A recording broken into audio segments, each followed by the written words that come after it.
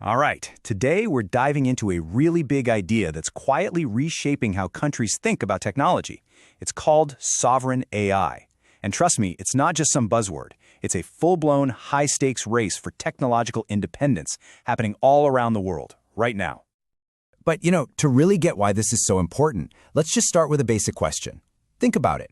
What happens when the AI that's shaping our world, the one helping us make decisions, writing our emails, maybe even creating art, what happens when it just doesn't get you? When it doesn't understand your culture, your context, when it's built on a worldview that's completely different from yours?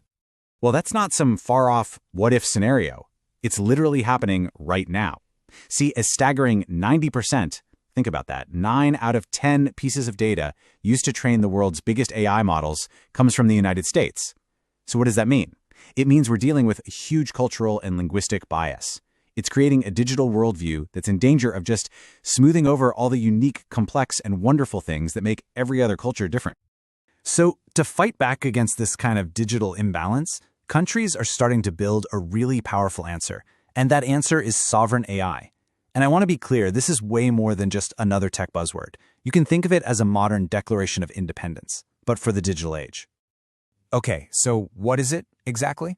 At its core, sovereign AI is a national strategy. It's all about a country saying, we're going to develop our own AI capabilities. That means using their own infrastructure, training the AI on their own data, and, this is the crucial part, embedding their own unique cultural values, history, and language right into the very code. The endgame here is total autonomy. We're talking technologically, economically, and culturally. Now, you might have heard a similar term floating around, data sovereignty. And it's really important we don't mix these two up. See, data sovereignty is mostly about the legal side of things. Making sure your country's data is stored and handled according to your local laws. It's a piece of the puzzle for sure. But sovereign AI, that's the whole puzzle. It's a massive approach that covers the entire ecosystem. Data, models, algorithms, the computers it runs on, and how it's all governed. The analogy I like is, data sovereignty is about where you park the car. Sovereign AI is about building the entire car from the ground up. And make no mistake, this isn't just some academic idea. A super high-stakes global race for AI dominance is already happening. It's on, and all the major powers are in it, but they're all taking very different paths to try and win. I mean, the sheer scale of this competition is just wow. Just look at the numbers. Between 2020 and 2024, the US pumped out 128 large-scale AI models. China was right on their heels with 95. This really shows you the power dynamic at play, right? And it puts incredible pressure on other countries like South Korea, which has 14. They know they have to speed up or they risk getting left behind for good. And what's fascinating is that every major player has a completely different playbook. In the US, it's all led by the private sector. Innovation is really driven by big tech. Then you have the European Union, which is coming at it from a regulation-first angle, focusing on ethics and privacy with big laws like the EU AI Act. And then there's China, which is taking a state-led, top-down approach, making absolutely sure that all AI development lines up perfectly with its national security goals. So that's the big question, right? With giants like these, how does any other nation even hope to compete? Well, South Korea is a fantastic case study here. They aren't just trying to participate in the race, they have this incredibly ambitious national plan to become one of the top 3 AI powers in the world, right up there with the US and China. And this sense of urgency, it's coming from the very top. The country's president has called the next 2 to 3 years the golden time for AI. The message couldn't be clearer. If we fall behind now, we'll be playing catch-up forever. That tells you everything you need to know. This isn't just a policy, it's a top-tier national priority. And they're not just talking a big game, they are backing it up with serious cash. The government has set aside a jaw-dropping 35.3 trillion won for its 2026 R&D budget. To put that in perspective, that's over 25 billion US dollars. So yeah, this isn't just a plan on paper, it's a massive national investment in their own technological future. But the government knows it can't do this all by itself.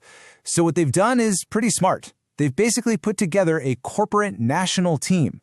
They've picked 5 major consortiums. We're talking huge names like LG, Naver, and SK Telecom, and tasked them with building the core AI models that are going to power the entire country's future. Okay, and this is where the strategy gets really, really interesting. They're not just trying to build one generic chatbot to compete with the big guys. No, their public research institutes are creating super specialized AI models for really critical areas. For example, a bio-GPT for discovering new drugs, a rail GPT to predict and stop train accidents before they happen. They're also building specific AIs to make factories more efficient and to defend against new cyber threats. It's a super targeted approach designed to solve actual, real-world problems for their nation. So, when you see all of this, the money, the national teams, the specialized models, it really brings up a fundamental question. Why? Why go to all this trouble? Why are countries pouring billions and billions into this quest for AI sovereignty? Well, the answer really gets to the heart of what's at stake here. It really all boils down to three fundamental pillars. First up, economic survival. Simple as that. In an economy that's going to be run by AI, being dependent on another country's tech is just a massive risk you can't afford to take. The second pillar is national security. I mean, can you imagine putting your country's critical infrastructure, your power grids, your financial systems, and all your sensitive data in the hands of an AI controlled by another nation? For any government, that's just a non-starter. And finally, and this one is so important, it's about cultural identity. It's about making sure the AI of the future actually speaks your language, understands your history, and shares your values. Basically, pushing back against this tide of digital sameness.